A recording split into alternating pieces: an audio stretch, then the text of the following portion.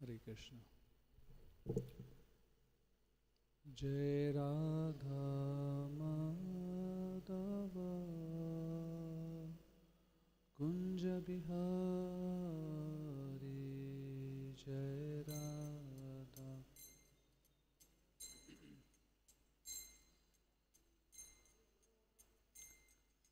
राधा माधव कुंज बिहारी, जय राधा।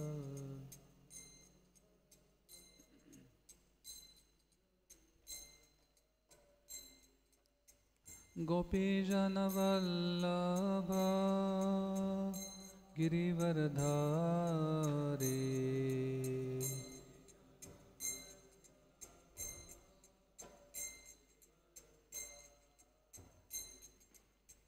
यशोदानंदन व्रज जनरंजना,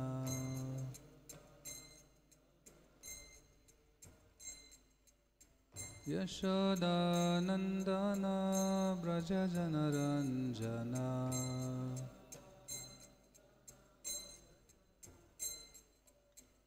यमुनातीरावनचारी,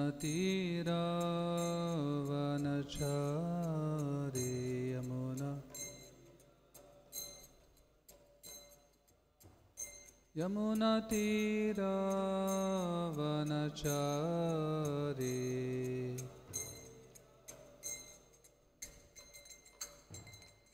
जय राधा माधव कुंज बिहारी, जय।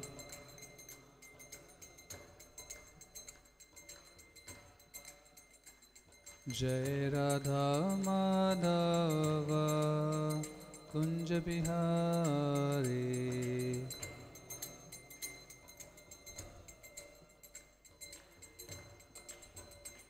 हरे कृष्णा कृष्ण कृष्ण हरे हरे, हरे राम राम राम हरे हरे।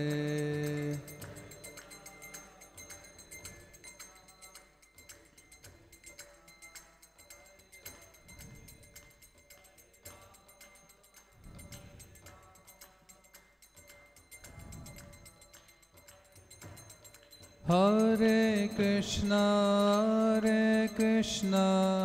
कृष्ण कृष्ण हरे हरे, हरे राम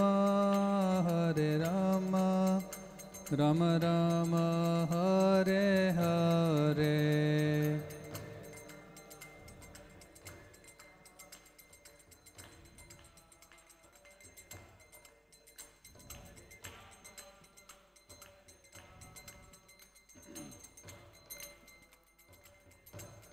जय प्रभुपदा प्रभुपदा प्रभुपदा, जय प्रभुपदा।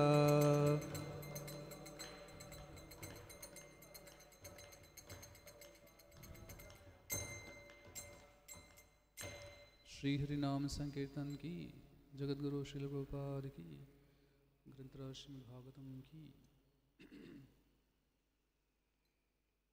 ओम नमो भगवते वासुदेवाय,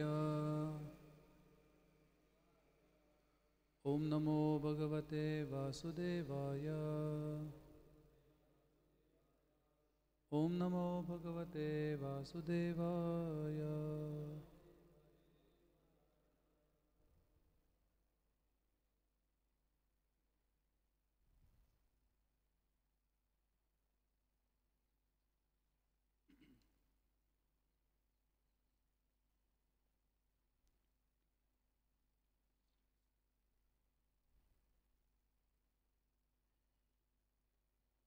एक 14 है ना,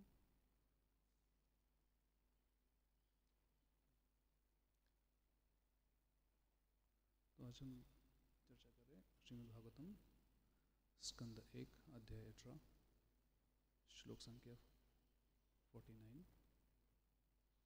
इति पुत्रकृताघ्नेन सोऽनुतप्तो महामुनिः स्वयं विप्रकृतो राज्ञा नैवाघं तदचिन्तयत् इति पुत्रकृताघेन सोऽनुतप्तो महामुनिः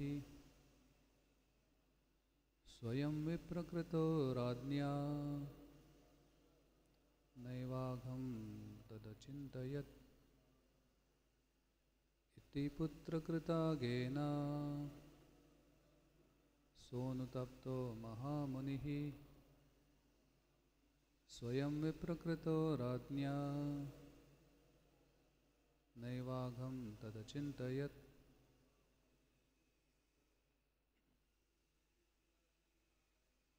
इति पुत्रकृताघेन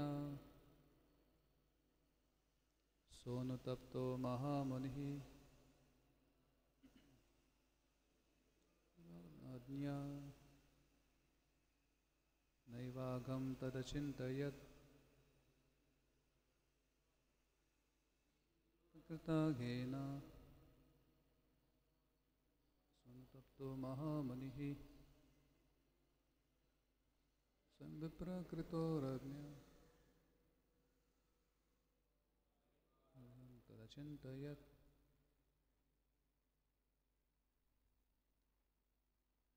शब्दार्थ भाषांतर और तात्पर्य कृष्ण कृपा मूर्ति ऐसी भक्तिवेदांत स्वामी श्रील गोपाल जी के द्वारा श्रील प्रभुपाद की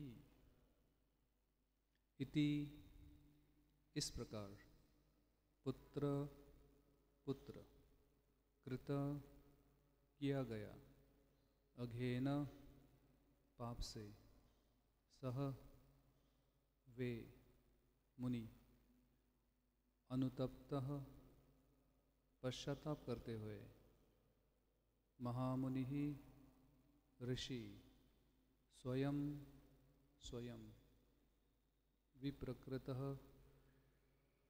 इस तरह अपमानित होते हुए राज्ञा राजा द्वारा न नहीं एवं निश्चय ही अघम पाप ततः वह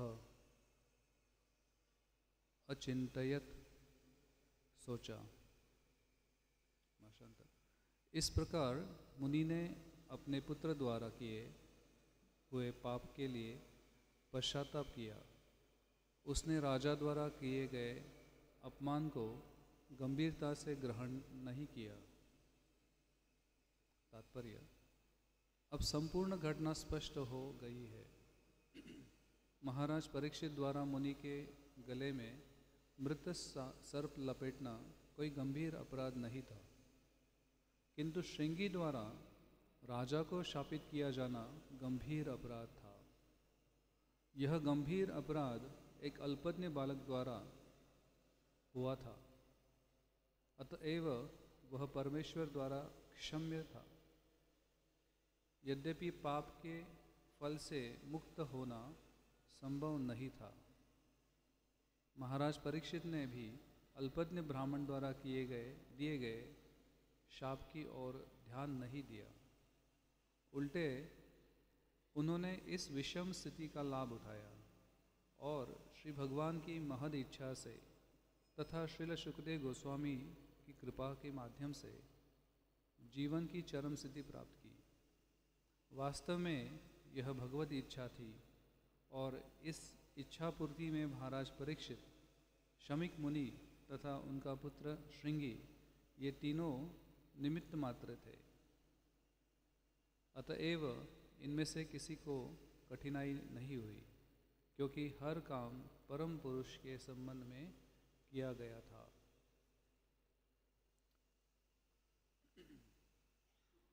उमज्ञानतिमिरन्दस्य ज्ञानाञ्जनशलाकया चक्षुरुन्मिलितं येन तस्मै श्रीगुरवे नमः। श्रीचैतन्यमनोभीष्टं स्थापितं येन भूतले स्वयं रूप कदा मह्यं ददाति स्वपदान्तिकं। वन्देऽहं श्रीगुरो श्रीयुतापदकमलं श्रीगुरून् वैष्णवांश्च श्रीरूपं साग्रजातं सहगणा रघुनाथान्वितं तं सजीवं साद्वैतं सावधूतं परिजनसहितं कृष्णचैतन्यदेवं श्रीराधाकृष्णपदान् सहगणा ललिता श्रीविशाखान्वितंश्च नमो विष्णुपदाय कृष्णप्रेष्ठाय भूतले श्रीमते भक्तिवेदान्तस्वामिनिति नामिने नमस्ते सरस्वते देवे गौरवाणी प्रचारिणे निर्विशेष शून्यवादी पाश्चात्यदेशतारिणे नमो महावदन्याय कृष्णप्रेमप्रदायते कृष्णाय कृष्णचैतन्यनामिने गौरत्वसे नमः।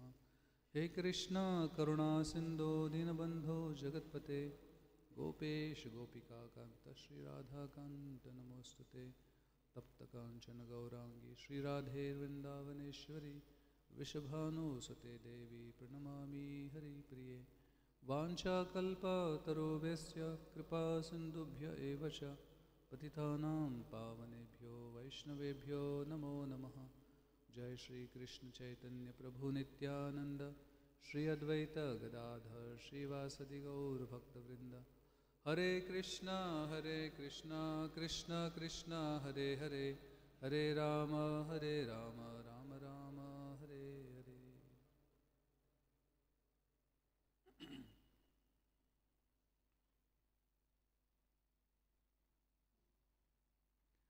हरे कृष्ण। सभी भक्तों का स्वागत है आज के भागवतम कक्षा में। विशेष रूप से मैं श्रीमान अखिलात्म प्रिया प्रभु के आशीर्वाद की याचना करता हूँ। उनके आदेश के अनुसार कुछ भागवत के ऊपर चर्चा करने का प्रयास करेंगे। तो ये बहुत ही सुंदर अध्याय है, ब्राह्मण बालक द्वारा महाराज परीक्षित को शाप। और आज का जो श्लोक है इसमें हम देखते हैं कि किस तरह एक भक्त जब उसके जीवन में कुछ कठिन प्रसंग आता है तो उस समय किस तरह वो प्रतिक्रिया देते हैं। हमें सभी को पता है कि कृष्ण पूर्ण पुरुषोत्तम भगवान किताब में श्रील प्रभुपाद जी लिखते हैं कि एडवांसमेंट जो होता है भक्ति में, जो प्रगति होता है, that depends on how we respond to the provoking situations. बहुत अच्छा वाक्य है कि जब हमारे जीवन में विचलित करने वाली जो परिस्थिति उत्पन्न होती है तो उस परिस्थिति में हम किस तरह से प्रतिक्रिया देते हैं, वो बहुत बहुत इम्पोर्टेंट है। तो प्रभुपाद जी वहाँ पे कहते हैं कि हर एक भक्त की जो आध्यात्मिक उन्नति है वो इस विशेष गुण के ऊपर आधारित है कि हम हमारे जीवन में आने वाले जो कठिन प्रसंग है, हमारे जीवन में जो विचलित करने वाले प्रसंग है, तो उस वक्त हम रिस्पॉन्स कैसे देते हैं, हम कैसे प्रतिक्रिया देते हैं। और वो प्रतिक्रिया जो है वो हमारे मनोभाव के ऊपर आधारित होता है। और इसलिए यानी कृष्ण बुक में ये वाक्य है और उसका जो पुष्टिकरण है हम देख सकते हैं कि उपदेशामृत में प्रभुपाद जी कहते हैं कि भक्तिमय जीवन में विकास होने के लिए सबसे महत्वपूर्ण जो गुण है वो है हमारा मनोवृत्ति, मनोभाव, भावना कैसी है। तो इस अध्याय में विशेष रूप से आज के श्लोक में हम देख सकते हैं कि शमीक ऋषि, उनको भी विचलित करने वाला प्रसंग आया था और उससे ज़्यादा विचलित करने वाला प्रसंग परीक्षित महाराज को आया। लेकिन दोनों के बारे में आज के श्लोक में वर्णन किया है कि शमीक ऋषि उनके ध्यान से बाहर आए, देखा कि सांप पड़ा है तो निकाल के रख दिया। तो उसे उन्होंने बहुत सीरियसली लिया नहीं, जैसे आज के श्लोक में बोलते हैं कि अपमान को गंभीरता से, शमीक ऋषि ने उनके प्रति अपमान हुआ था, उसको गंभीरता से ग्रहण नहीं किया। तो ये बहुत ही विशेष गुण है, हर एक भक्त के लिए, हर एक वैष्णव के लिए ये गुण की बहुत आवश्यकता है। विशेष रूप से हम जब भगवान की सेवा करते हैं, भक्तों के साथ एक साथ आके सेवा करते हैं, तो उसमें व्यवस्थापन आने वाला है। व्यवस्थापन में कुछ न कुछ विचलित करने वाले प्रसंग जरूर आएंगे। और इसलिए भक्ति सिद्धांत ठाकुर, हमारे श्रील प्रभुपाद जी के गुरु महाराज, वो भी कहते हैं ना कि management is a necessary evil, यानी व्यवस्थापन जो है वो आवश्यक जो है आवश्यकतापूर्ण ऐसा एक तकलीफ देने वाला एक चीज़ है जिसमें कुछ ना कुछ तकलीफ आ जाती है। तो लेकिन भागवत ग्रंथ में अगर हमारा मन रहेगा तो ऐसे विचलित करने वाले जो प्रसंग जीवन में आएंगे तो उसे किस तरह से प्रतिक्रिया देना है वो हम समझ सकते हैं। अगर भागवत में हमारा मन नहीं रहेगा, भागवत तत्व ज्ञान अगर हमें समझ में नहीं आया है तो फिर सेवा करना बहुत मुश्किल हो जाएगा। तो इसमें इस संबंध में बहुत कुछ अच्छे हम सीख सकते हैं। विशेष रूप से जब हमारे जीवन में कुछ ऐसे विचलित करने वाले प्रसंग आते हैं जो हम इस अध्याय में देख रहे हैं, तो इसमें परीक्षित महाराज ने बहुत अच्छी तरह से रिस्पॉन्स दिया। तो इस पूरे प्रसंग में हम देख सकते हैं कि परीक्षित महाराज ने उनको विचलित करने वाले या फिर उनको कठिन परिस्थिति में डालने वाले व्यक्ति को दोषी नहीं ठहराया।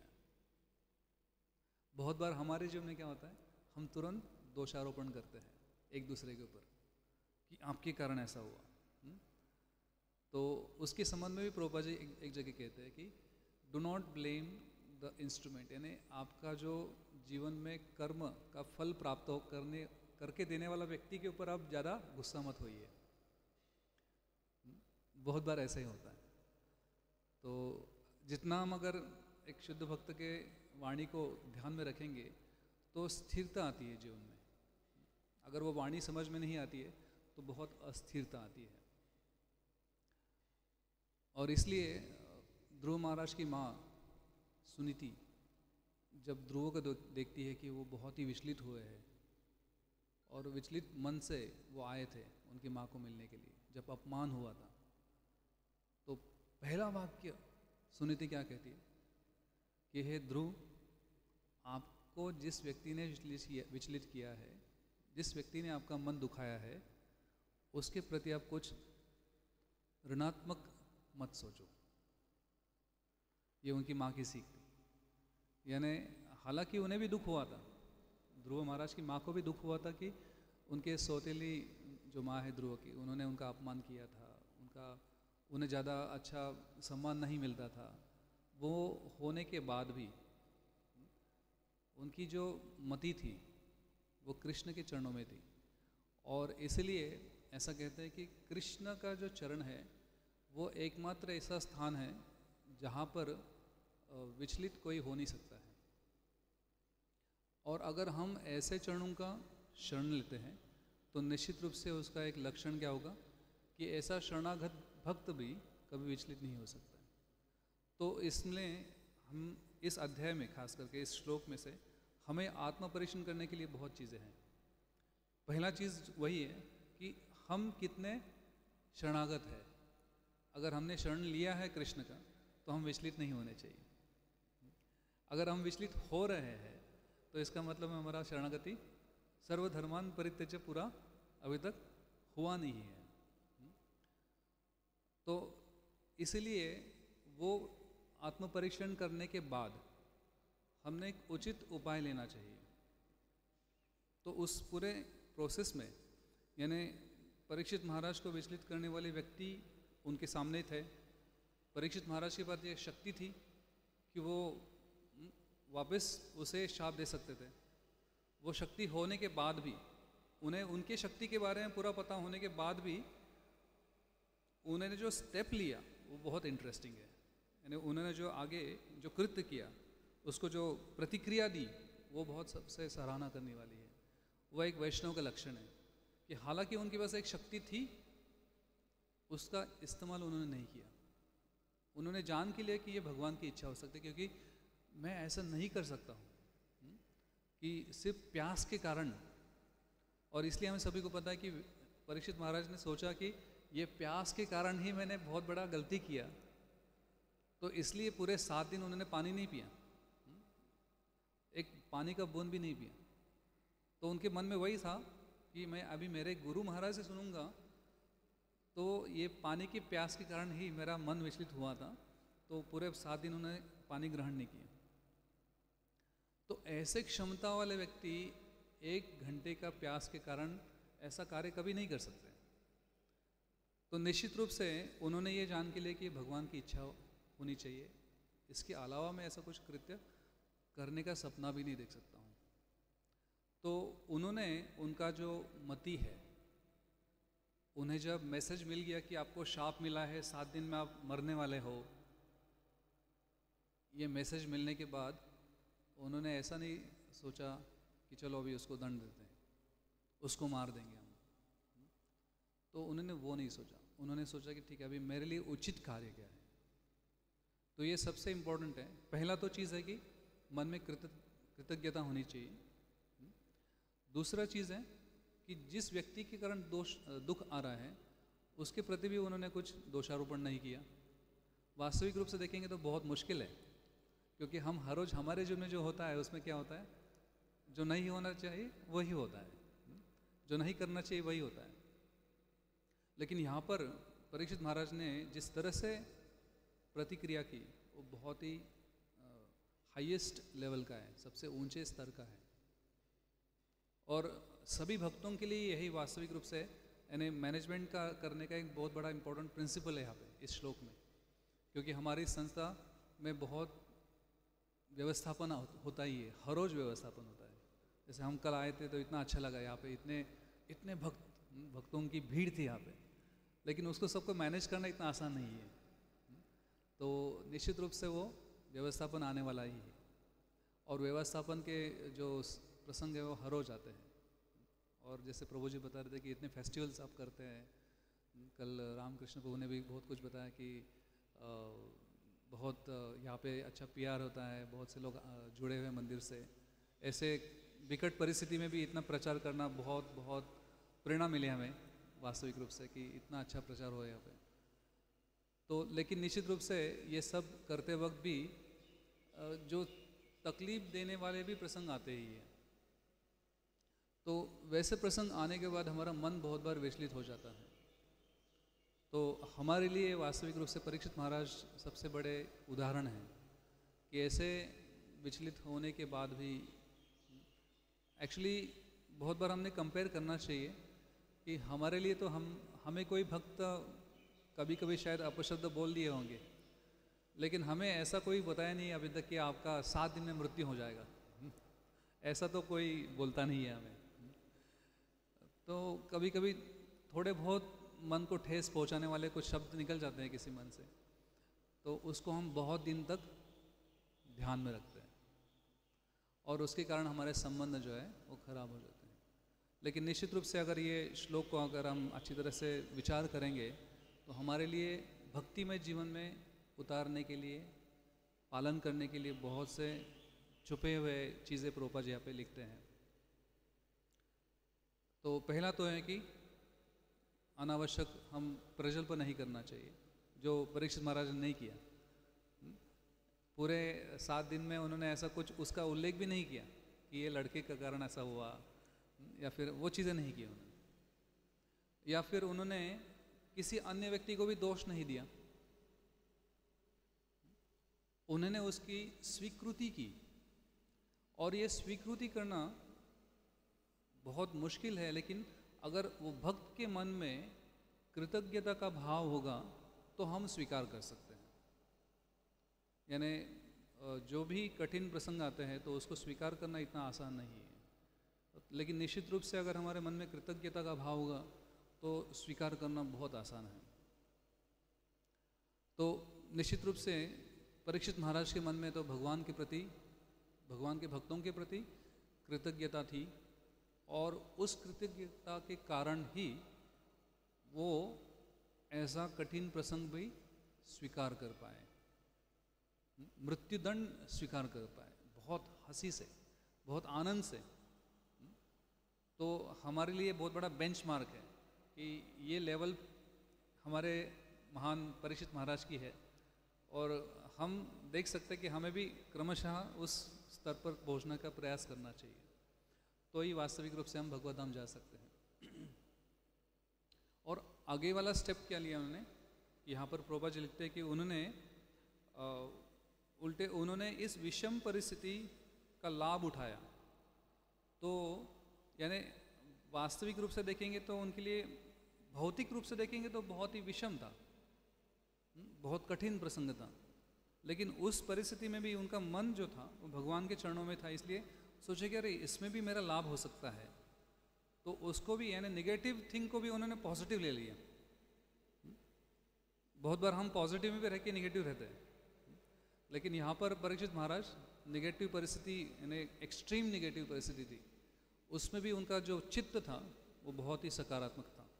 और इसलिए प्रभुपाद जी यहाँ पे लिखते हैं कि उन्होंने ऐसे विषम परिस्थिति में भी उसका लाभ उठाया और श्री भगवान की महद इच्छा से तथा श्रील शुकदेव गोस्वामी की कृपा के माध्यम से जीवन की चरम सिद्धि प्राप्त की। यानी उनके गुरु का स्मरण किया, गुरु की खोज की। तो निश्चित रूप से ये नेक्स्ट स्टेप है कि जब हमारे जीवन में ऐसे विचलित प्रसंग आते हैं, विचलित करने वाले, तो गुरु की वाणी हमें हर वक्त मन में रहनी चाहिए कि हमारे गुरु महाराज का आदेश क्या है, उसको हमने स्मरण करना चाहिए। तो बहुत बार वो बहुत ही हमें मदद करता है, क्योंकि हम सभी भक्त श्रील प्रभुपाद जी का आंदोलन ज्वाइन किए एक ही इच्छा से, सेवा करने के लिए। लेकिन सेवा करते करते कुछ कठिनाई आती है, तो निश्चित रूप से वो कठिन परिस्थिति में अगर गुरु के वाणी को स्मरण करते हैं, गुरु के वाणी का शरण लेते हैं, जैसे यहाँ पर इस श्लोक के तात्पर्य में प्रभुपाद जी लिखते हैं कि उन्होंने उसका लाभ उठाया।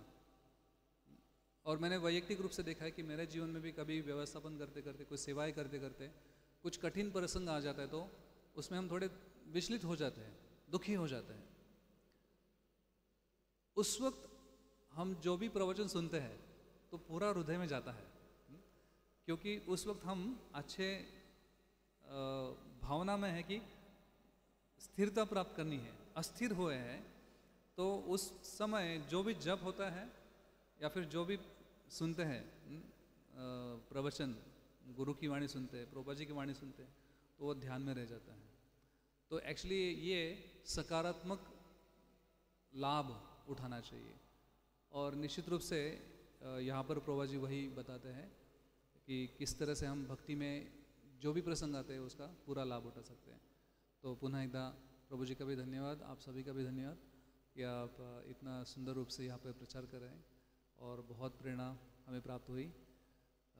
हरे कृष्ण। ग्रंथराज श्रीमद् भागवतम की, जगत गुरु श्रील प्रभुपाद की, अनंत कोटि वैष्णव वृंद की, हिताय गुरु प्रेमानंदे।